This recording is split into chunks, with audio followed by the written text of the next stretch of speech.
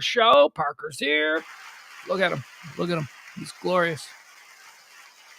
Handsome Frankenstein. That's what I call him. Glorious. I'm just starting off being optimistic. I'm being,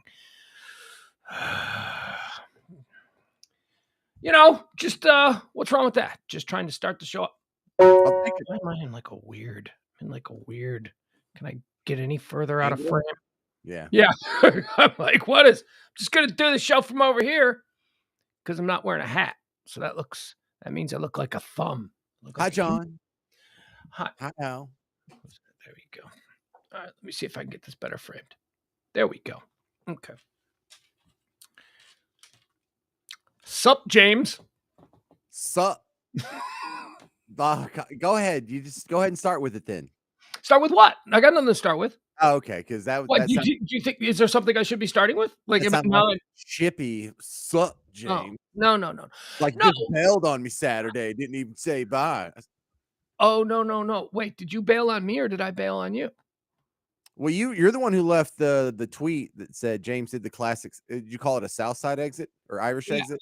Irish exit, Southside Irish exit, where you just disappear. See, I didn't say you did that. I said I did that. I thought I was the one who just vanished Saturday night. But now that I think about it, I hadn't seen you for a good 20 minutes before I vanished, so you might have vanished first. Yeah, it was one of those things where not that I advocate driving drunk, but okay. You were getting there? Yeah, I was kind of getting to the point. It's like, I don't think I can have another drink. Like, I could just sit here and be cool for a while. And so I did. And then after that, I was like, I want to get another drink. No, just stretch it out. Just let your ice melt a little bit and kind of drink slow on that. And you don't want to be like the slurring idiot because I'm around a bunch of interesting people who are having interesting conversations. And I don't want to be like, hey, you like Coldplay or something stupid. Yeah, you know what I mean? No possible way you could have been the dumb guy in that conversation. I mean, you were fine. You would have fit. But I'm glad that you pointed that out because we were out with some interesting people with interesting things to say, and it was a very enjoyable evening. I do not get out much. And last Saturday, after an incredibly stressful week, we all went out, and it was and we went out with rich guys, which means you have to, I don't have to pay anything. I just they just walk in, throw their black card down, and then anytime you want to drink, it's like an open wedding at a bar. At least that's how I was treating it. I kept a tab, and apparently I was buying other people drinks because what's a salty lady? Because I sure as hell didn't drink a salty lady. Who was drinking a salty lady on my tab? That sounds like a Lacey thing. That sounds like who would drink Lacey, isn't it? Yeah, it's got to be a Lacey thing. Yeah. You probably bought Lacey a drink. Yeah, it was good. It was fun. In that bar, we went to a really cool bar. That's like my favorite bar now. If you got to have a neighborhood bar, may as well be one where the median income is like $15 million a year and all the girls are failed fashion models. Well, and it's the good kind of, like when you say we're hanging out with rich friends. No, these aren't like trust fund babies. These are successful people. And so they're not schemers. Yeah. We were out with some schemers. We were out with a couple of blue collar guys who rose from that to, very. Yeah, because when you hang out with the blue bloods, they're like, oh, did you see that they're putting in a new store in Highland Park Village or whatever? But that's not what Emil and Steve were talking about. No, but the blue bloods were there. Like, we saw a number of the blue blood types. Yeah. And it was funny because of all the people there, like, I know what the Inwood Tavern is. I know not to come dressed like a slob. No, but you actually can, though. You can, but go ahead. Well, Emil sure as hell did. And it's just laughable because Emil's net worth is about, I don't know, my estimation, probably about 50 times what mine is. And that might be a low ball. And he is just wearing a Rolling Stones baggy hooded sweatshirt. Yeah, like a hoodie. He was wearing a Rolling Stones hoodie and a pair of blue jeans. And then you had our boy Steve, who it looked like, remember in Inventing Anna, when the girl who played Bruce, she's like, you look Paul. Like, I felt like saying that to him. He got on a dumb hat. His hair's not especially, brushed or anything. He's just kind of hunched over in his Rolling Stones sweater. And this guy's wildly successful. Like, he has not only like one success story, like he has 4 different iterations of success, just one right after another. I can barely keep my ass like without getting foreclosed on. And look at this guy. This is how you dress. It's so great. It's so great. Like because clearly the money and the success hasn't gotten to his head. No. Yeah, and the other gentleman who we were with, our friend Steve, he's one of the most successful criminal attorneys in Texas, and he showed up basically wearing blue jeans and a t-shirt. Like he was cleaning his garage. He just showed up, and I was dressed pretty good. I was wearing one of my tailor outfits. My girl Taylor put clothes together for me. Should I ever go out? You look nice, right? You looked fine. Lacey looked beautiful as always, and then you had the two rich guys who looked like they sell used car tires for a Well, living. it looked like they just changed their own oil because they don't want to pay $35. Yeah, right. Yeah, do you know what it costs to change the oil on a Bugatti? It ain't cheap. No, You're I gonna don't. want to do you're gonna want to do that yourself in the driveway. Probably costs about as much as my truck. Yeah. Yeah, well, we had a good time. We All had a right, good all right. time. So, we There's have Lacey. Hold on, we gotta answer Al's question. Al says, "Does Kelly ever make appearances anymore, or is Sybil not contractually able to make an appearance?" oh, Well, okay, so we'll take this one at a time. Kelly's in Corpus Christi, so no, she doesn't make appearances anymore. She doesn't. We don't get to see Kelly much. Can't imagine the last time that I saw. I don't know the last time I saw. I don't know the last time I physically laid eyes on Kelly. Talk to her all the time, but I don't know when the last time. I guess maybe I guess when she was joining us, when she was on video, but we haven't been in the same room together in over a decade. And is Sybil contractually? Is Sybil not contractually? Well, we just went out as a group of people. Sybil could have come, but I don't really know Sybil anymore. I love Sybil. Sybil's family to me, but I don't really know her anymore, and I don't know what her life is. So, but her contract status would have nothing to do with whether or not she can come. What's sorry. that? Oh, I was putting together a couple of samples here from Inwood Tavern that I wanted to run by you. Are you seeing this? Hang on. First, I'm not seeing it and hearing it. okay, yeah, it's mostly just black. I didn't do a good job of the cinematography, but that's not the point. You made videos? 2, yeah. I didn't know All you right. made videos. Oh, for crying So out first loud. off, we got to start by telling the story of DJ Ironic. Go ahead. Okay, Now, because all right, hold on. Wait. First, let me set the stage because earlier today I talked about a kind of bar that I hate, and I call it the schizophrenic bar. It's the bar that doesn't know what it is.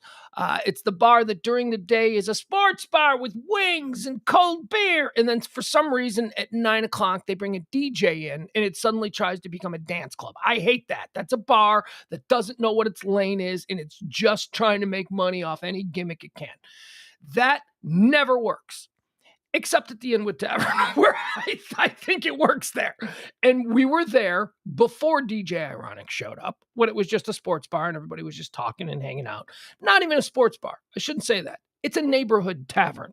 It's a tavern for the locals, the people who live in the neighborhood. They can walk right, up. and it's a good default expectation of the word tavern, and the volume on the music was about 3 out of 10. You knew what was playing, and you recognized it. You're like, "What is that? Like Stevie Nicks or something?" And it I don't want to say it was a non-factor, but it was more of a mood setting element, and you could easily have a conversation with the 4 people around you. Thank you, Frank. Frank shared us on Twitter. I yelled at people that they have to share the show when they see it, and Frank did Oh, it. Frank's you know awesome. what? Hang on, we'll pause everything we're doing. Yell at them again. They Hey, deserve you guys, I say this during the noon show.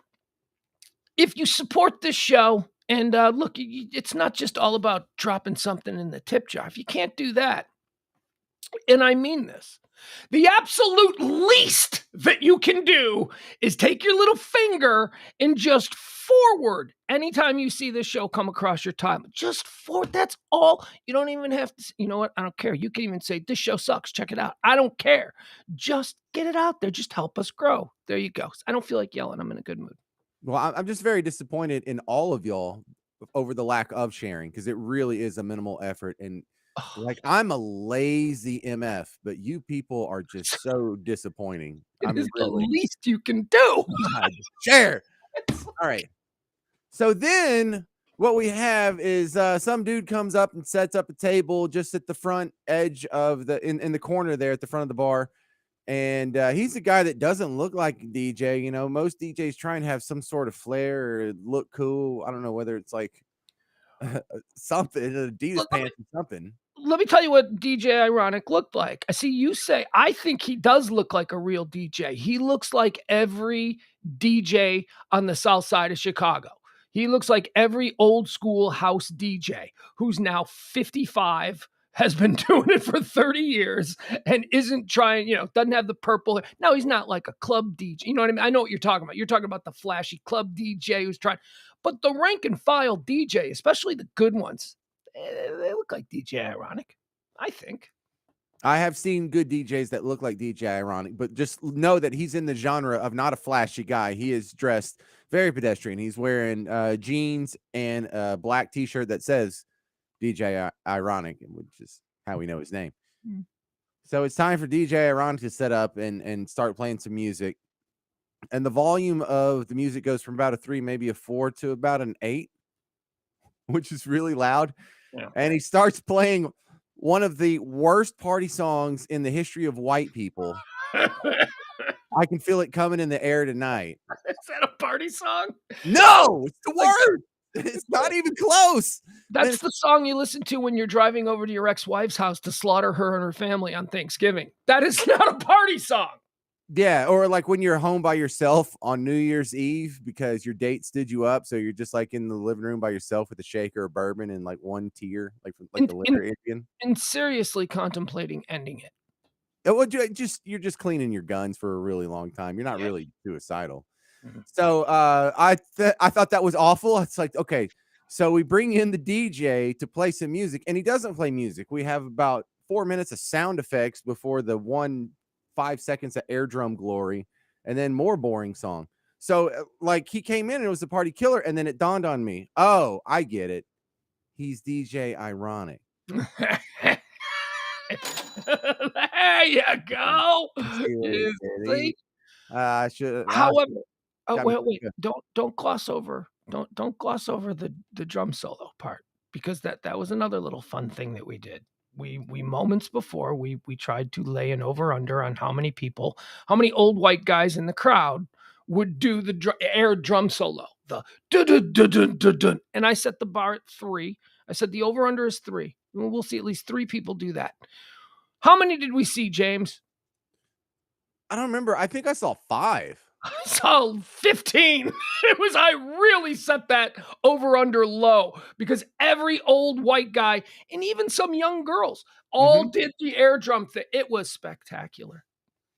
All right. So I was interested in the fact that when DJ Ironic actually started playing music, that his song selection, some of these songs I would have questioned, but they were hits. So I got an example here of how much the beautiful people of the Inwood Tavern were loving Whitney Houston. Whitney. What's wrong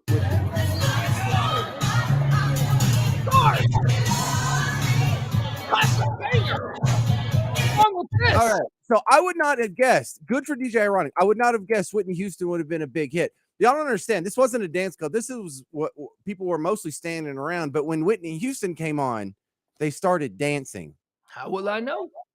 What stratus of white people have we stumbled into? Because we don't have this in Bug Tussle. This is unique to major metropolitan areas. But let's also make sure that people understand the demographic we're talking about. We are talking about 80% white moneyed men, 40 plus, and then 90% young girl, 30 and down. So it was old white guys and beautiful young girls. Now the women there were a little older, but there were some younger ones there.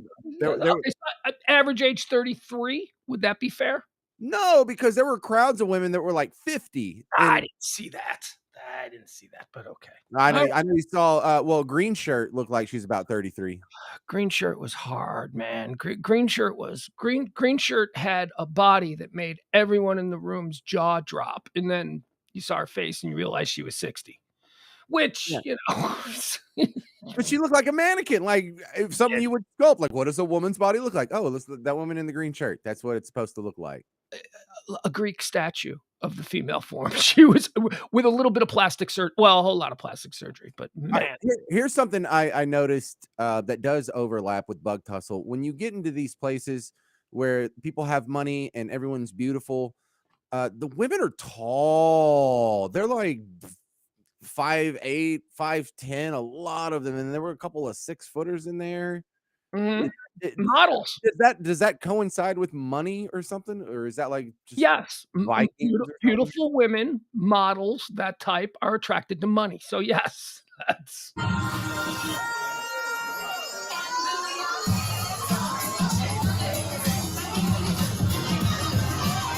Alright, I was just confirming there, upper middle class, middle-aged white chicks love Lizzo. They love Lizzo so hard.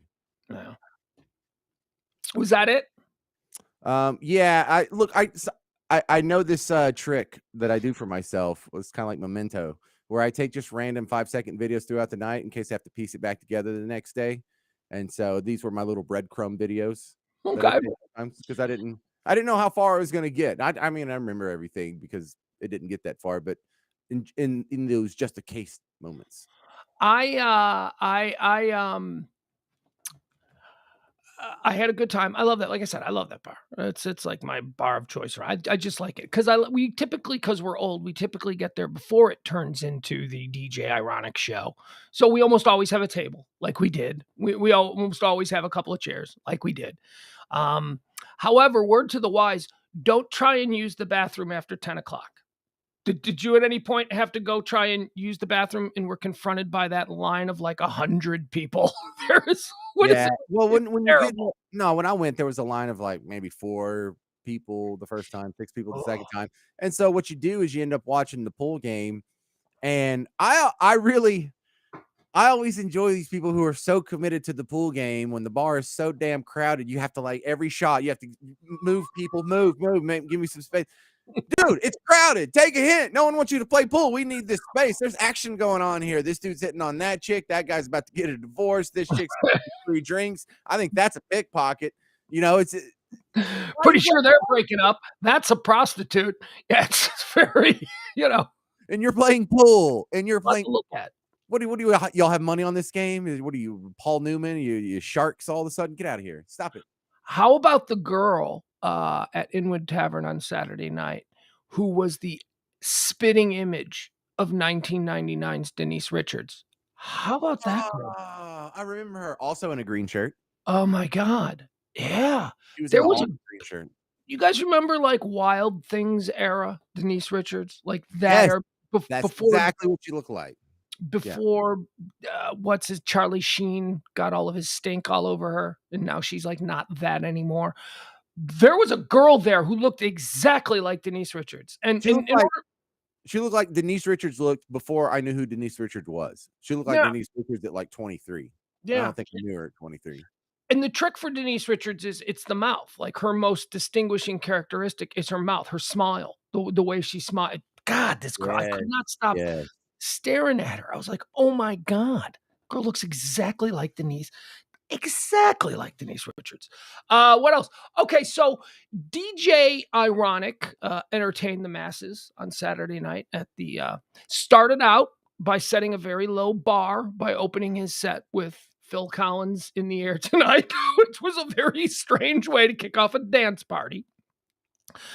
But how would you, I mean, you then sat through about 2 hours of DJ Ironic. How would you rate DJ Ironic as a DJ?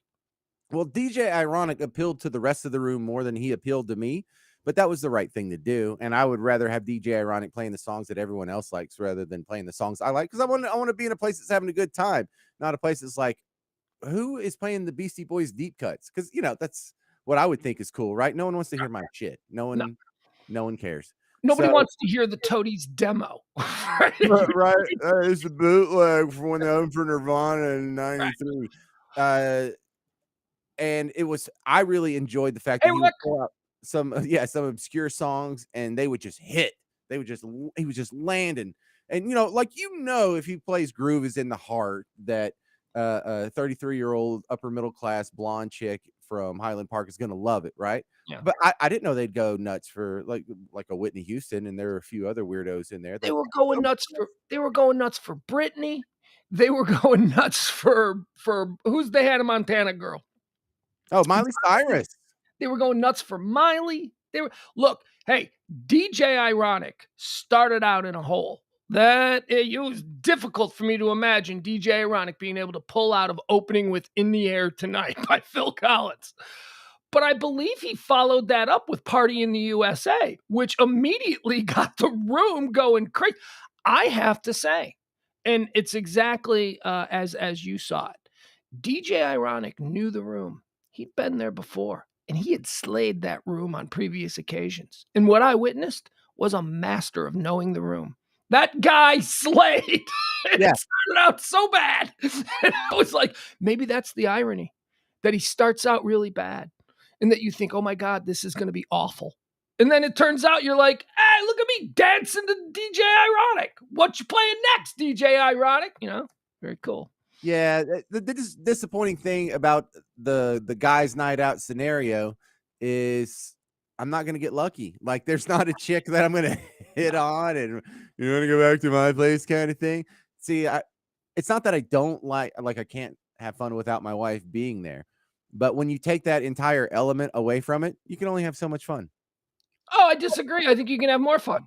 I think that when you remove that bestial sort of urge to be on the hunt and you've grown and matured to a place where that's not even of interest to you anymore, I think you'd have great fun. I had a great time. I And I've did been having too, but it would be even better if at the end of that I got to go home and smash, for lack of a better term, not to be crude. you're such a child. That's grow up. Grow up. You're a married man. Grow No, but up. this This is should a have been your Saturday time. night where you're going through the carnal pleasures. You're going through the all the sensory environment. You're getting beautiful sights, you're getting beautiful sounds, you're having alcohol, you're dancing and just naturally throw in regular marital carnal activities with it. That's totally reasonable and not weird and perverted. No, yes, it is. It is. Well, maybe not at your age. I'll give you a few more years. Do you know what my carnal pleasure was? Eating a Whataburger while I lay flat on my bed watching episodes of The Shield. That's what I came home to do, and it was awesome. There was no I got to just I fell asleep when I fell asleep. I had a Whataburger. I had crumbs on my chest. The dog started eating the crumbs that had fallen on the bed. That is how you wrap up a night like that. You go out, you have some drinks with your friends, you laugh, you party, you tell stories, good times, go home, eat a Whataburger, go to bed. You Ladies and can have gentlemen, all that. You can have all that and boobs too. nah, I don't And need it would boobs be anymore. better if you add whatever scenario plus boobs, plus from the love of your life. And yeah, it has to be better. And I think Jeff disagrees with me. I'm missing something here. I'm clearly missing something. Yes, you are, and we don't have time to explain it. We've only got about 35 minutes left in this thing. Jeff says, Parker, you were going home to a woman you're married to. If you couldn't smash, then that's your problem. No, he wasn't going home, though. He was No. looking to cheat on his wife, is what he's saying, I think. I might be Now, wrong. so, first off, my wife stayed home with the kids, and they probably went to bed at a decent hour. So even if I did go straight home, I doubt I'd get to pull that off. That's a rare occasion kind of thing. And I crashed at my friend Dell's house, who was supposed to go with us, Well, except he had a flare up of gout, which I know he had the medical issue, but it makes me feel old because he's like one of my closest friends. He stood in my wedding as one of my groomsmen, and he's actually like 2 or 3 years younger than me. And he had a gout flare. My friend had to cancel on me Saturday night. Guys out. I'm sorry, my foot hurts. Uric acid issues were not a problem with my friends in the 20s. how do you know you're too old to be out clubbing when one of your crew has to stay home because of a gout flare up? I mean, Damn that it. was really, you didn't need to tell us that Makes because we me all kind feel of, old. yeah. Well, and we all understood. We were like, yeah, totally get it. Totally get it. That Yeah. was humbling to know that one of us, not just one of us, but the youngest of us, I don't know, is he younger than you? Out of that crew, that's it The that night. youngest of us had to cancel because of a gout flare up. Mhm. I've been there. That is not fun. All right, so that was a nice night on Saturday night. Maybe do it again next year. I don't know. That's all about I can handle going out to bars. I'm not a bar guy anymore. Used to be. So I have this. Can I just move on to the next thing? Yeah, sure. Yeah. Man, I have this urge to do. I have so many ideas and so many things I want to do with uh digital cameras and hot air balloons. Man, I have. What? What? Because look, my career is not on one of the peaks right now. Hopefully, when you go put together my obituary, this will be one of the valleys where I'm in deep. But uh I'm always on the lookout for the big publicity stunt that's going to launch Pugs and Parker and make us, big names. And I think right now hot air balloons are hot, no pun intended. And if we jump on this and strike while the iron's hot, this could be the opening we're looking for, the publicity stunt that that sends us back into the stratosphere. Pun definitely intended. What do you want to do? You want to do like a balloon boy thing? You want to send a what are you thinking? I wanted to. Well, damn it! Can I just say? Well, there's only like 8 people watching this, right? Uh, I wanna have a big ass hot air balloon that goes up there and freaks everybody out, and so they shoot it down, and when they do, it's just like a flash drive that says "Gotcha, bitch." Watch Pugs and Parker on, you know, Radio Misfits podcast network. That's terrible. That's a terrible idea because first of all, the overhead on that. You know how much a hot air balloon costs? Who's fronting that bill? Well, what do you need? Like a butane torch and some nylon? We can make this happen. Silk. I don't know what the hell's going on with Gore-Tex. Well, I don't know how to make a balloon, but I'm sure there's some failed white person on YouTube that has the instructions just waiting for us. That's something that isn't really done anymore. And when I was coming up in radio in the 90s, it was something that a lot of like really hacky morning show guys would do, or the DJ stunt, the DJ stunt promotion. That doesn't happen anymore. Like you used to have guys that would like, yeah, man, I'm not going to come down off this billboard until the Phillies win the World Series. And you'd have a DJ living up on a billboard for like a week, or they're going to bury me alive, man. Like there was a company that actually did these stunts for DJs. They would create all of these crazy things. Yeah, man, they're going to bury me in the sidewalk and I'm going to live in a hole for 9 months. It was like crazy, weird stuff like that. And they were all tricks for the Do most you remember on the Liz Wild show, her little sidekick guy like lived in a box in a strip mall in Grand Prairie for a week to Yeah, raise but that's money? just because Live 1053 didn't pay anything. Well, that was no, it was a toy That was drive. It was so the kids, it was to get donations for Toys for Tots. I'm like, yeah, but you didn't have to sleep in the damn. You could have made a promo and just ran it a few you times. could You didn't have to sleep in see, that's why you'll never be great. Because no, you I'm have doing to the live in the balloon. box. I'm the balloon guy. What do you mean? No, don't throw that at me. I'm the guy coming up with the big stunt here. You have to live in the box. You actually have to live on the billboard. What was another one that they did? They live on the billboard. The living on the billboard thing was really stupid because it happened in every single market. Hey, remember the hold your wee for a wee? That worked out great. What was that? That was one where the lady died because they made her drink a bunch of water and hold her Oh, breath. yeah. That was stupid. Now, that was more of a prank. I am talking about the long form station promotional stunt event where local news crews would come out. Bonzo, the morning guy over at KZ100, has been up on the billboard now for close to 3 days. Bonzo, how you doing up there? Show me your tits. Some stupid, some 90s shock jock. You know what I mean? But every market in America had somebody, and they had market exclusivity. James, I don't know if you know about this, but every market you could do this stunt and it would be put together by this company that put these stunts together, and you would get market exclusivity, which means that nobody else could then hire them to do the stunt in the market. In every market where a DJ lived on a billboard, that town thought their guy, such a genius idea. This guy does the craziest. They had no idea that every other city had a dude on a billboard. Kind of like here in Dallas. We had one guy here in Dallas who got a vasectomy on the air. That's the first time, man, anybody got a vasectomy. No, the first guy to get a vasectomy on the air was Steve Dahl back in like the mid 1980s. Every market had a guy that got a vasectomy on the air after that, except it was typically only one guy per market. So that guy was able to go, man, I'm the first guy to ever do this, get a vasectomy. You know what I mean? And that was Kelly and my first week in Dallas. I think that Russ had just gotten vasectomy, and everybody's like, "Man, he's so genius. He got a vasectomy." And we're like, "Yeah, that's like a lot of dudes do that. That's Dahl started doing that in the '80s. There's been a Really lot of guys that did that. Nah, started doing man, that? Russ It wasn't an was ongoing thing. That's a one and done bit. Do you know first." where the term, when it's vasectomy, you know what the vas is in reference to? What part of the body that is? The vas? Vas deferens, yeah. Yeah, the old vas deferens. Yes. What, do you think I didn't know the human body? Do you No, think I giggle at this. We used to do a bit. One of our sponsors in New Orleans on the Osterland show was Larry Flint's Hustler Club on Bourbon Street. Mhm. There had 3 of them, right? And so they used to just cycle in their little visiting. There's usually porn stars that were doing shows on the weekends. And so we would have to have them in as guests. It was part of our deal. We got talent fees, so we didn't care. But you really kill a segment anytime you think it's fun. Oh, you're gonna have a stripper on, you're gonna have a porn star on. It's not really that fun because they're dumb. And so, well, I mean, not all of them are dumb, Not but all of them, but yeah, you don't know them, and you here's what they do, they all play the role. They're even if they're not dumb, they come on and they play "You wanna see my boobs?" And me and Kelly are always like, "No, we wanna talk about your childhood. We wanna talk about what led up to this. I can take my clothes off. Let's talk about your relationship with your uncles. Let's talk about that."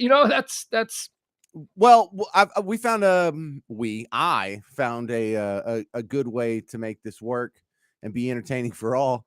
We came in and we would give them sex ed trivia.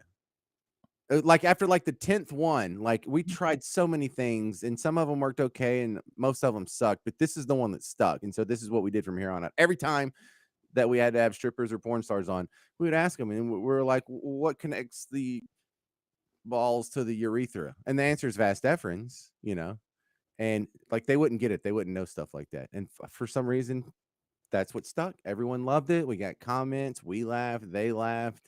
And they didn't get the same old questions that they get at every station they go to. Can I see your boobs or whatever? We didn't do that. We asked some questions about sex, which they care about, and they usually sucked at it, but they were okay with it. And so that's what vas deferens was going through my head. You know who was as you mentioned, you get an appearance fee, you had to go do this thing. So I was paid for this whole weekend, Friday night and Saturday night, to go out and host this thing at Baby Dolls. And Baby Dolls had brought in a porn star named Carmen Luvana. I don't know if you remember Carmen Luvana. I don't even know if Do she's not. she's kind of a big one. She was like one of Howard's favorite stars and all that. And we just started hanging out like that weekend. Like after the shows, it wasn't like, yeah, do you wanna hang out and party or anything? He's like, no, I'm kind of hungry. So the first night we went to Denny's and you're just sitting in a Denny's with a porn star, and like my friend, and they turn into like a normal person. Like as soon as they're like, now probably still some damage. I don't know if you want to date them. There might be some trouble around week 3 of being in a committed relationship with them. But still, it is kind of a strange thing once they break away from the act of trying to be hypersexual and they're just kind of like normal people. And you're like, okay, look at her eating her Grand Slam breakfast, talking about life in Southern California. You know what I mean? It was just interesting. So I always reject or push back a little bit when people just say, porn stars, they're all stupid. They're really not. They're really not. Jessie Jane was an incredibly charming young lady. Now she has an alcohol problem. She's an alcoholic. But when she's not being Jessie Jane, the sex pot and the lights on, and just being normal, she's actually a very nice girl. She's very nice. She's articulate. She's well spoken. And the ones like that, the big names, you have to consider this. The truly big names, the porn stars that rise above, because, one look at Pornhub or whatever it is that you use, you'll see that there are tens of thousands of porn stars, yet there's only about 5 of them at a time who are like the stars of the stars, right? They don't get to that point by being idiots and letting everybody take advantage of them. So people like Jessie James was I always thought was very impressive because she refused to have all of her stuff for free on the tubes. And yet she was still one of the biggest porn stars. Now it's probably changed now, but she had total control of her likeness and her image. And that's how she rose to the position where she is. Most of the other girls, they get paid $100 per scene or whatever, and they're just totally forgettable.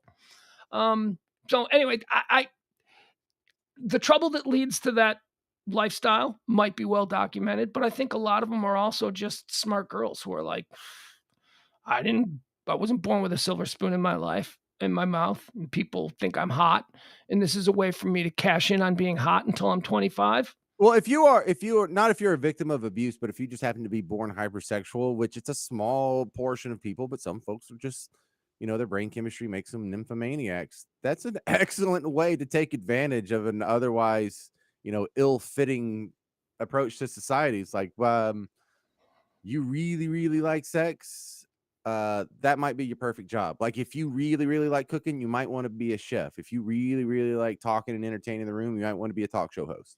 Well, I think everybody likes sex, and good sex is, Oh, some people the like it best more than kind. others. Well, maybe so, but I don't believe that porn stars are necessarily hypersexual or that that's something that helps.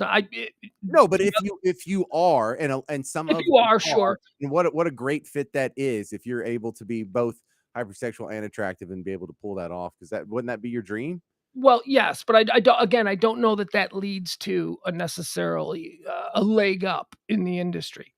Most of the porn stars that I know, the last thing that they wanna do when they're not getting paid is have sex or, be sexy or all of those like, it's their work. It's their job. And there was always this thing, "Oh, I saw that you were out running around with, Jesse Jane and, whoever this weekend." He's like, "Oh, did you bang her?" I'm like, "Yeah, yeah, in the parking lot because she can't control herself with a fat middle-aged DJ. She just can't control." That's not how it is at all. It's like it's not even on the table. So And bottom line, we're making a balloon. hey, Sam the no, I'm sorry, Sam the mailman's in there. Was Sam the mailman the guy who lived in the box with Liz Wilde? No, Sam? no, no, no, no. It was when that guy like redhead, what was his name? I don't know. Sam, who was the guy during the toy drive that y'all made live in a box? We were talking about bad DJ stunts Which from the one's Sam the 90s. mailman? What's that? Which one is Sam? Is this one Mark. too? No, Mark. The one Oh, saying hi to Lacey. his name's Mark? What? I thought Yes. it was Sam. I don't know where Sam came from. I don't know where that name came from, but yeah, he's Mark. All right, He's well, no, found this out 20 years later. yeah, there you go. See, he's the one that knows Lacey. That is saying, well, I guess everybody would know Lacey. Who doesn't know Lacey? All right. Yeah, I got something. You mind if I don't want to talk about your stupid balloon idea. You I want to wanna wrap do it the up? publicity stunt, and I think you're missing out on our chance here. Strike I while just the I balloons are just hot, don't John. see. I'd rather have you go live in a billboard in Tyler. You If could live that's in a something. no, who would see it in Tyler? Well, I don't know, but it would be publicity. All right, Yeah, take over anything to then. grow the stream. Your turn. Yeah. All right. So I want to talk about this. So the big news here in Dallas, as we do this show every night from the beautiful One Percenter compound in Highland Park, Texas. Big news here is obviously the Dallas Mavericks have been they've been busy boys. They've engaged in a major, major NBA trade. They've acquired Kyrie Irving. The and I'm telling you, this town is so nutty about it. Here, let me show you. Do we have this? Hold on. Let me see if it's nah, probably not. There was a live feed of Kyrie Irving's private jet or the private jet carrying Kyrie Irving arriving in Dallas. I was going to pull, Cool. pull it up for you, but do we have it here? No, we don't.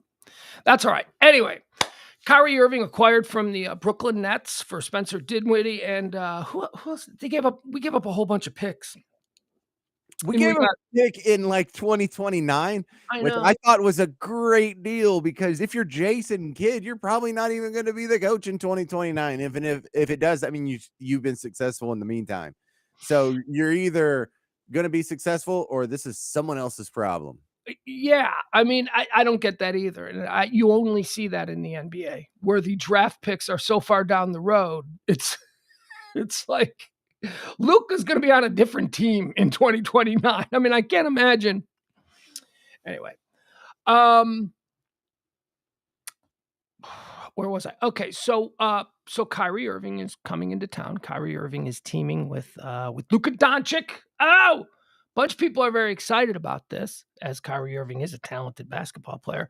However, he's trouble. He's not trouble. Like he's not like always getting put in handcuffs and missing games because they found weed in his boot at a traffic stop. He's not that kind of trouble. He's a pain in the butt. He's fun trouble. He's like, what did Kyrie say? It's like Kyrie went on a podcast and started talking about the Jewish media. Oh my God. You know what I mean? It's like, it's troubling stuff to ownership. And he's also always been a bit of a distraction. I shouldn't say always, but they felt that way in Cleveland. They certainly, I guess, seem to feel that way. And he refused to get the vax, and he couldn't play in New York because you had to be vaxxed to work in New York. And so then he could only play in road. It was just the whole thing, right? He was very exhausting. It was a very exhausting thing. So you have to look at a player like that who has exceptional talent, and you have to think, is it worth it? Is it now? You team him with someone like Luka in the way their skills on paper, James.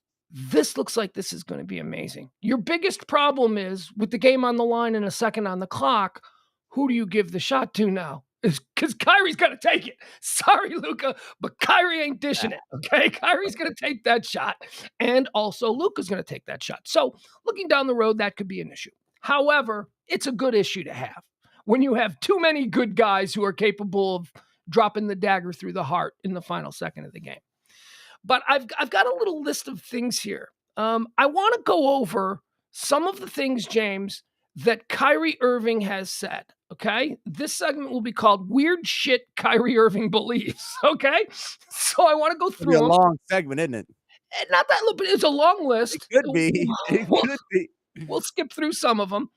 And I intended when I first started doing this, I thought, Kyrie Irving believes some crazy ass shit, but I've never really dug deep into what those things are. And I thought this is going to be funny. We're going to make fun of him. James, Kyrie Irving and I believe some of the same things. He's not crazy on all of it. Like some of it, I'm like, So I thought we'd go through the list and you and I could discuss not even whether or not we believe it, but just whether or not, okay, that's reasonable. There's something there. And then we'll also point out the ones that are just batshit nuts. Like that one's just nuts. Yeah. Oh, right. Judgment is coming forth on all these bullet points. Yes. So the first one, here are some of the positions that Kyrie has taken over the years, some of the things that he believes. One, the moon landing was fake. And Kyrie says he believes this because the boot prints on the moon do not match Neil Armstrong's boots in the museum. James? Oh, I see. I'm so skeptical of a conspiracy theory this complex because the government can't pull that off. They can't even get you your damn mail in an orderly fashion. They can't. They suck. They're inefficient. They're not that smart. Tens of thousands of people were involved in that. No one has talked. Nobody was keeping copious notes about the big conspiracy. Yeah, the amount of people it would take to be involved. Just think of how easily stuff just leaks out of Washington or wherever constantly, whether it was Julian Assange or the Roe v. Wade decision got leaked or no. I mean, I know some people I think who are intelligent who think that what. I'm with you. I do not agree with Kyrie Irving's belief. And especially, his little investigative work that the boot prints on the moon don't match the boots that are in a museum that are supposed to be. Hey, what do you know what the boot prints on the moon look like, Kyrie? What? You ain't been to the moon. All right, let's move on. Well, also, look, if someone is going to bust them, it ain't going to be Kyrie. Exactly. But Kyrie's listening to people. You know what I mean? You're an NBA player. You've got $100 million and you play 2 hours a day. You have a lot of time to surf YouTube, man. These guys are really susceptible to this kind of nonsense. A lot of time to get high, sit around in your penthouse and just, scroll through YouTube and fall into any crazy hole you want. All right, here's another one. There are extraterrestrial beings in the universe. Kyrie Irving. Well, define extraterrestrial being if there's, anaerobic bacteria on some rocky moon and one of the planets spinning around. No, aliens. You're not alone. Let me just make it clear. He doesn't believe we're alone. It's an impossible thing to disprove. So I don't know. I don't want to bag on someone for that. I agree with him. See, look at me and Kyrie. We're like, Kyrie and I can go out for drinks. and have a very long conversation on this subject. Yeah, it's because when you think about the size of the universe, it's almost impossible that this didn't happen somewhere else. Something similar to it. James Kyrie Irving, going through a list of things that Kyrie Irving believes. Well, in this case, Kyrie Irving does not believe that dinosaurs existed. Kyrie Irving does not believe that dinosaurs existed. No. Yeah, No, come on, yeah, that guy, that's fucking crazy, man. crazy. That's That's come really on. bad. That's really bad. And look, there's a reason why almost every culture came up with some mythology that looks like a dragon. It's because they found dinosaur bones and they had no Yeah, other explanation on where the hell did this big ass femur come from. yeah, that's However, you say absolutely that Peter makes Waddle or whatever.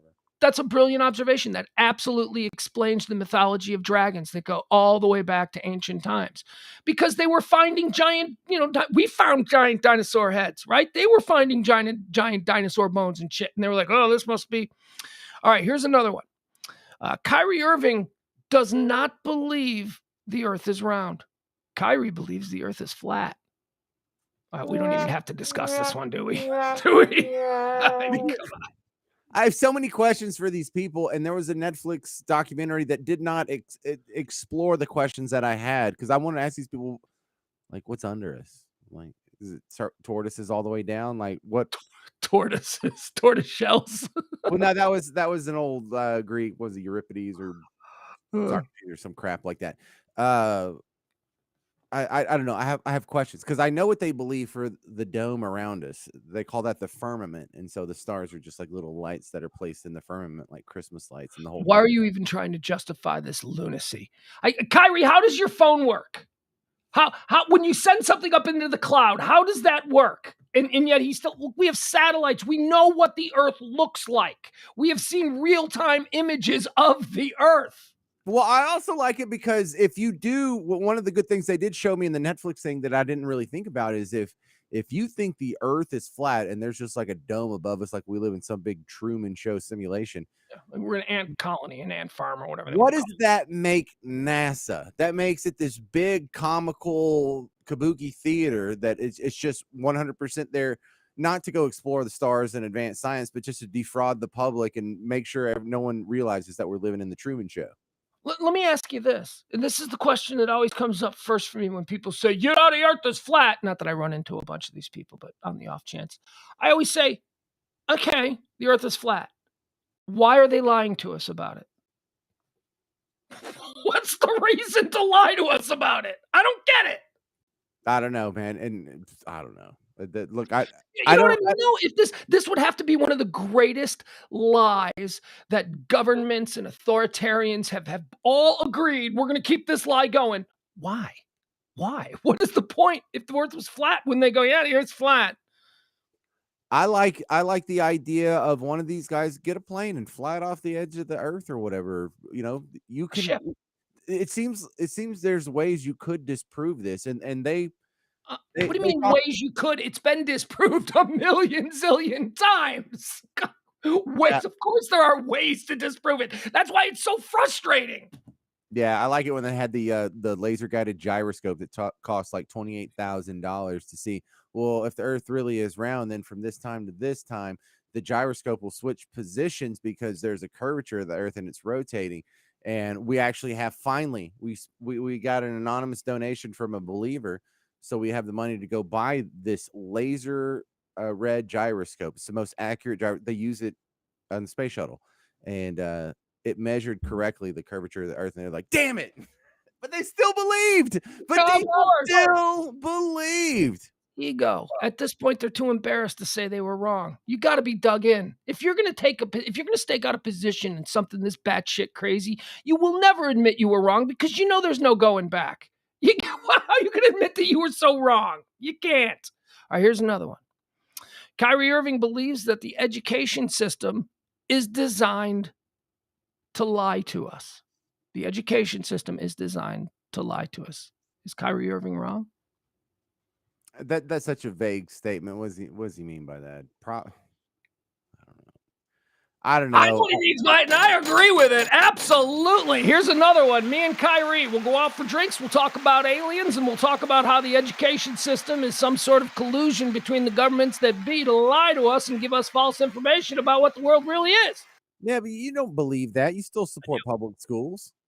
Well, I support public schools only because I want kids to be able to do math. But I mean, in I general, the don't. curriculum, I believe they lie to us. Certainly in America. Well, then you have to take it out of their hands. Well, here's the thing. No, no, it's not that they lie to us. I think that they omit a lot of stuff. I think there's a Can lot we of at stuff. least evolve control of the education, like, nothing at the federal level, get rid of the Department of Education, and at least leave it at the state level at most? No, it's a terrible idea. No? Let's move on. That's another Oh, you conversation don't we can believe have. that? Okay. Terrible idea. Yeah, I think it's a lie, but I think we have a system in place, and I want my kid to graduate knowing all the lies, and then you go to college and you get some interesting trans professor who sets you straight in college, who tells you all the lies. All right, here are more things that Kyrie Irving believes. NASA is lying about the rover missions, James, the Mars rover missions, and that all of the data about space they provide for us is doctored to feed us a narrative. Well, that's born off of the original, belief that the Earth is flat, so that makes NASA just a whole everything they do is a false flag. He's nutty buckets on that one. I think we can all agree. More things Kyrie Irving believes and has said. The newest Dallas Mavericks superstar NBA player Kyrie Irving. The people who make alien movies, James, are not designing their aliens out of thin air. Kyrie thinks they are all basing it on something they've seen. All of them. Well, oh, Mr. Cameron, I understand you're making an alien film. I am Agent X from the federal government. Can you meet me in Nevada? We'd like to show you something. Why would the government be so invested in helping directors and writers make authentic looking aliens? It makes no sense. Makes no sense. Okay, now if you do believe we are in a flat Earth and we are in a firmament, we are in some capsule, so what's outside the capsule? Why would they do this? Maybe we're just pets for this alien species, and we are.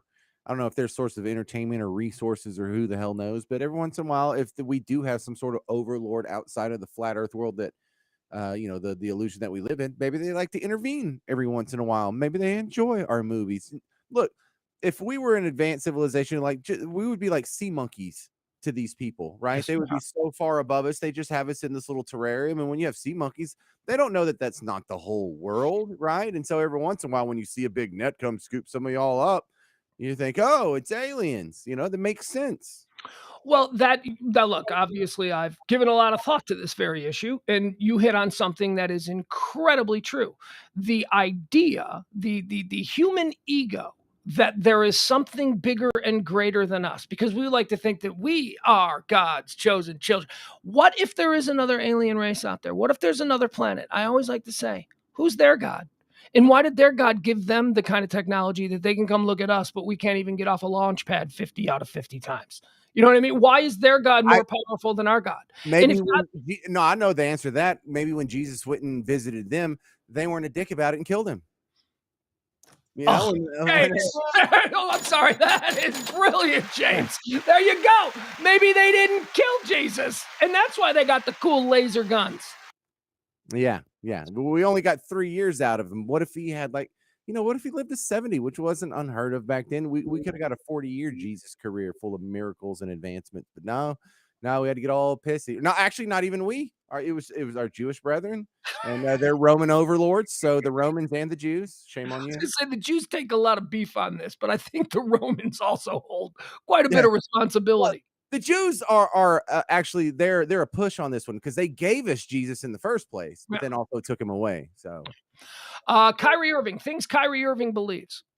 Kyrie Irving believes that the JFK assassination had something to do with him signing an order to take out the global bank cartels. See, didn't we just get an admission at the end of last year that the CIA is like, well, we weren't totally uninvolved in the assassination of JFK? Didn't they have to release a report? And I was shocked at how little attention it got.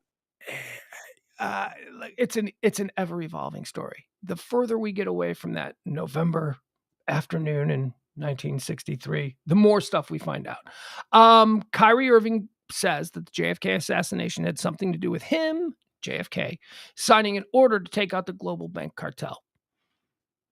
I think we can add that to the conversations that we'll be having when we have drinks. I think Kyrie and I we can talk on that one. That's not completely crazy. James, here we go. Today is Bob Marley's birthday. Jaman. Bob Marley and Martin Luther King were taken out for preaching togetherness. James, taken out for preaching togetherness. This is one of the crazy things that Kyrie Irving believes. Yeah. How did you take out Bob Marley with cancer? Well, not like trying to push back as much as just what does he believe? What's his answer to that? You need to jump into the Bob Marley conspiracy hole. A lot of people don't believe he had cancer. Well, how about a few people believe he doesn't have cancer? How about a few oncologists that were treating him at the time? They definitely believe that he had cancer. Some people do, yes, many people. So I haven't gone down that hole. I might have to check that out, but that seems pretty unlikely. You know, Martin Luther King. I think the CIA actually, didn't they say that we're not entirely uninvolved in that one, or we had some contact with? I imagine the CIA can say that about almost every bad thing that's happened in America. But look, I don't know. The Martin Luther King assassination, it doesn't get as much lip service, I guess, as the JFK one, but it's got some questions in there too. That one's a little bit. Lee Harvey Oswald went to Russia and he was a communist, and there was so much other weird stuff he did, you know, because Lee Harvey Oswald history is all over New Orleans. He's from New Orleans. My father-in-law went to school with him. Like, he knew him from middle school and high school at Beauregard High School on Canal Street in New Orleans. And he was a weirdo back then. And there's, like, if you go to, what's the bar? Bonton, Le Bonton Roulette, there's a plaque where that used to be Lee Harvey Oswald's seat. Like, he used to come in and that was his regular seat at the corner over here. And they have a plaque there. So they have a lot of extra information that I didn't know about all this. They have a lot of interest in Lee Harvey Oswald. And the trial that was in the JFK movie, you know, Back and to the Left, that was in New Orleans. And there's a big plaque outside of that courthouse where the JFK, because it was the only trial that had anything to do with the JFK assassination that even happened. Yeah. Garrison was the district attorney in New Orleans. He brought the charges down there. That's where that all went down. So you and I have never really talked about the JFK assassination. And I think because that conspiracy theory in 2023 is quaint, folksy, you know, all the conspiracy theories that we have now, it's almost like, oh, we're bringing that old one up. But I fully believe that Sam Giancana in the Chicago Mafia had something, the outfit had a lot to do with the assassination of JFK. Do you think Lee Harvey Oswald did it? Like taking shooter on the grass, you know, he had help. I do not think he did it. I think that he was involved, and I believe that he thought he was doing it, but I don't think he did it. Ooh. And I think that Jack Ruby, who was under the thumb of Sam Giancana owned Jack Ruby completely. A week before Jack Ruby killed Lee Harvey Oswald, Jack Ruby went to Las Vegas to meet with Sam Giancana, the outfit boss in Chicago. You have to understand the Kennedy family screwed over the Chicago outfit. The Chicago outfit delivered. What's that? Like when they stole the election or whatever? Yeah. The Chicago outfit delivered Union votes in both North Carolina and Illinois. Those were the two states that won the election for JFK. They stole those Union votes on the promise that they would stop their investigations into organized crime. As soon as JFK won, he appointed his brother, Bobby Kennedy, Attorney General, who immediately went after organized crime. He dragged all those guys up. It was a huge betrayal. I mean, the outfit delivered these two states to Joe Kennedy, JFK's dad, and then in return got nothing but pulled in front of Congress for it. So why would Jack Ruby silence Lee Harvey Oswald? You know, that's what you got to ask. And then you got to figure Jack Ruby was dying of cancer. He owed the Chicago outfit a whole lot. Sam Giancana met with Jack Ruby, and then a week later, Jack Ruby, just for no reason, kills Lee Harvey Oswald and then claims, it's because I love the president so much. Nobody in his line of work loved the president. The president was cracking down on organized crime. That's like such a weird...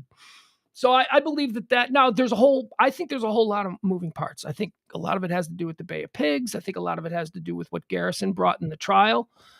It's very complicated, but it's a fun story. Well, I will throw in my little observation from living in Dallas, and I worked downtown for a good while, and I went over to the site a few times, and it's a makeable shot. It's not like an impossible shot, for a dude in a moving car. I don't know if I would make 3 hits in a row like he did. He's a better shot than me, but I would make one of those 3 hits. Me, and I'm not that good. I grew up with guns, but I'm no great marksman. There are people who are way better than me. Mama Beller says, I believe the grassy knoll had shooters. I was 16 when it happened. Mama Beller, I get what you're saying. It wasn't the grassy knoll though, because the grassy knoll is actually just like an open grass area. There couldn't have been a we'd have seen it. But you're right. Behind the grassy knoll in Dealey Plaza, where they have the structure, the Roman structure, the white thing that the people walk behind, there is where the fencing is. I believe there were shooters behind that fencing. So yes, to someone unfamiliar with the layout of Dealey Plaza, you're not wrong in saying the grassy knoll, but you're wrong in saying the grassy knoll, because the grassy knoll is just a part of Dealey Plaza. But yeah, there was another shooter there. Absolutely. I believe at the train tracks. Too much evidence. Too many Yeah. people saw people back there.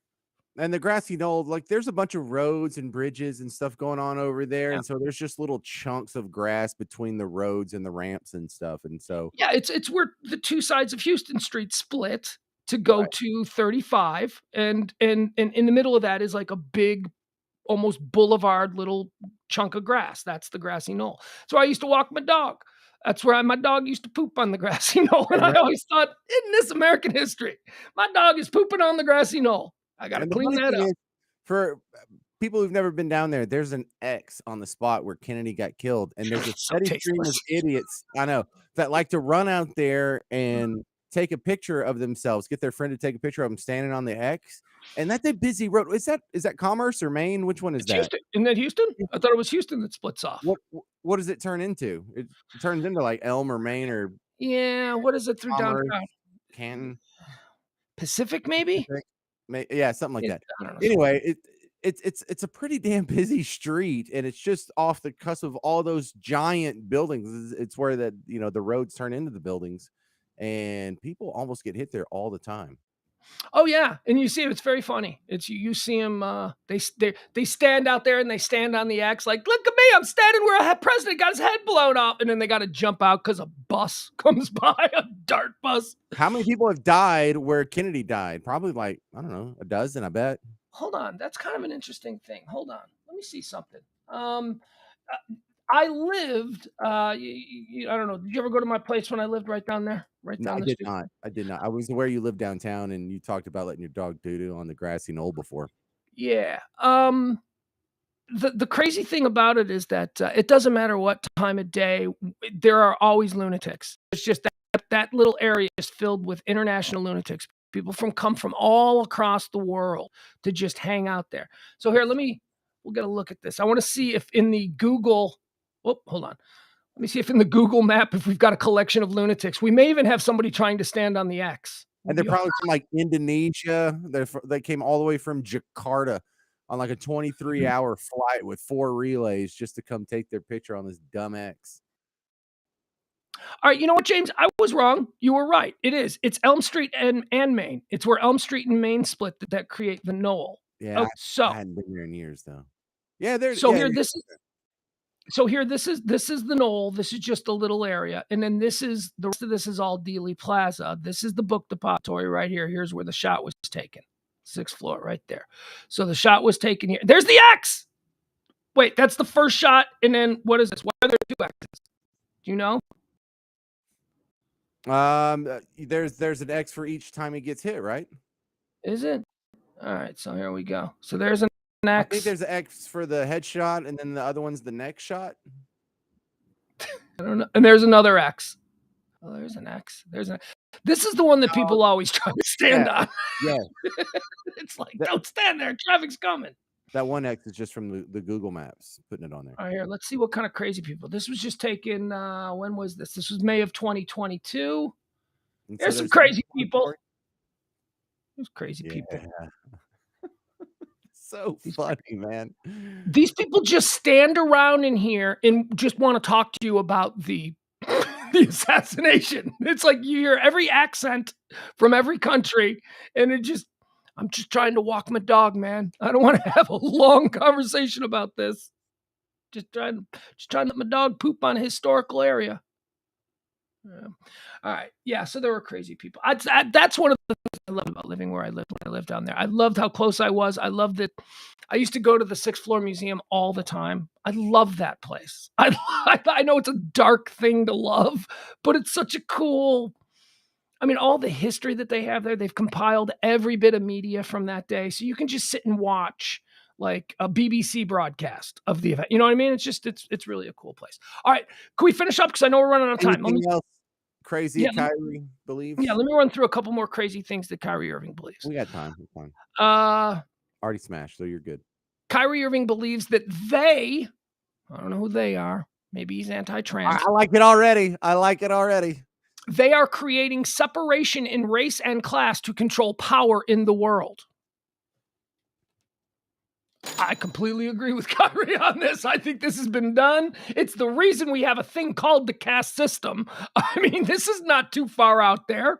It's just something nobody talks about. But yeah, of course, there's Well, there's always going to be a natural separation between class because the people who can afford to live in nice homes are not going to want to live where the people who can't afford nice homes live. You know, for when I lived in a 680 square foot apartment, I was not going to have a rich neighbor. We were not going to be in the same community. We were not going to go to the same grocery store. We're not going to go to the same corner store. We were not going to pump gas at the same station if they even pump gas at all. So some of that's just natural. The race thing has always been there because it's such a natural way for leaders to divide people because it's everyone can see it and it's all you're always reminded of it just because it's visual. Uh, but I think that is becoming less and less of an issue, especially compared to where it was just 100 years ago. That we're sort of seeing that as a division tool, sort of melt away. And there's some cultural convulsions that are happening with issues like a Colin Kaepernick or these dudes in what was that Memphis or whatever there's still going to be some issues, but I think that is going to do nothing but get better because that's the trend line it's been on for 200 or so years. well, I think that what we're seeing more clearly now is that in money changes everything. Like it doesn't really matter what your skin color is. You can be from India and you can still be hanging out with, some German billionaire who doesn't care that you're from India because money is the great equalizer. However, with that said, so let's get all of these. So you got wealthy black guy, like billionaire black class, the billionaire Asian class, the billionaire European white class, the traditional, all of that. They're all together and oh yeah, we're all fine. Hey, the guy from Africa wants to marry your daughter. Is the German guy still going to be okay with that? Is money still the great equalizer? Or at that point does it go, well, no, hold on, let's not get crazy here. You know what I mean? Once we can get past that, once we don't care what color the skin is of the guy that our daughter marries, then maybe we'll be able to say that we've made some progress.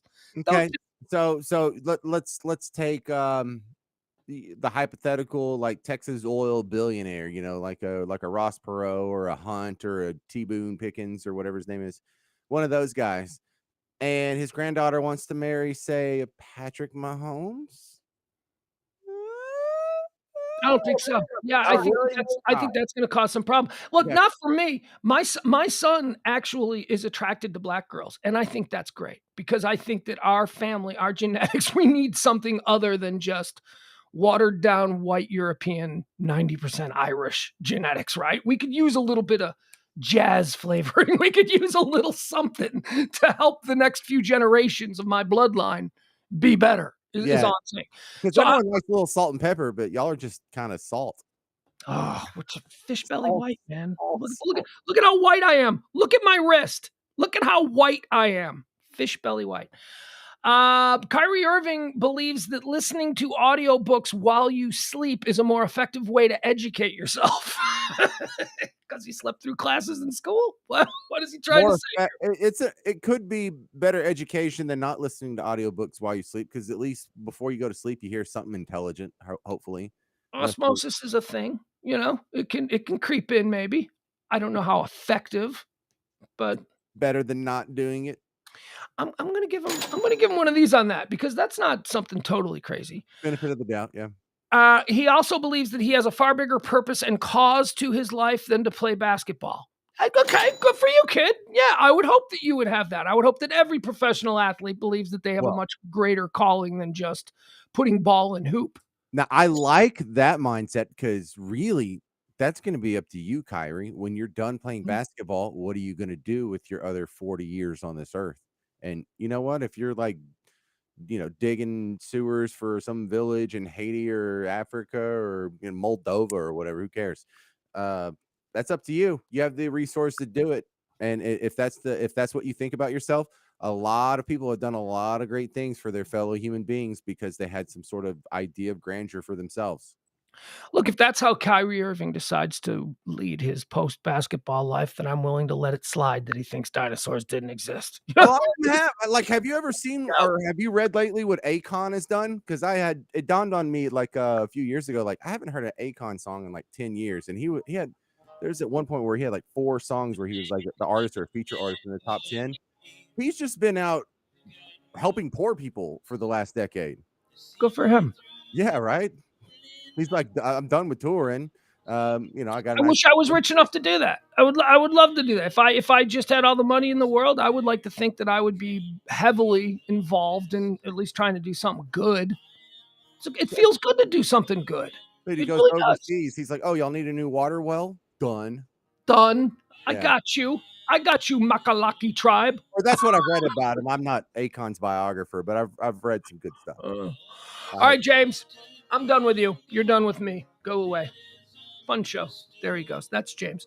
All right, everybody. We do this Monday through Thursday, 9 p.m. Central Standard Time. Pugs and Parker here on the Radio Misfits podcast platform, radiomisfits.com. See you tomorrow at noon. See you tomorrow at noon. I do a noon show. It's called High Noon, Monday through Friday. It's hot topics, current events, headlines, buzzes, anything that's happening in the world. I try and give it to you. Here's how it works. I tell you what's trending, what's making a headline, what's being buzzed about. I tell you why it's trending, why it's making a headline, why it's being buzzed about. Then I give you a hot take, and we move on to the next topic. It's that easy. Every Monday through Friday at noon. Consider it a cheat sheet for your day. Get you all caught up on everything people are talking about. I got nothing else. Love you all. See you tomorrow. Be well. And welcome to Dallas, Kyrie Irving. On a never-ending quest. Tomorrow is another day. The best is yet to come. I have found a different way, so baffling to some. I can smile a little now. Things are going good. I always had to be on guard, that is understood. Down the road I'll travel, far from the comfort nest. I am on a never-ending quest.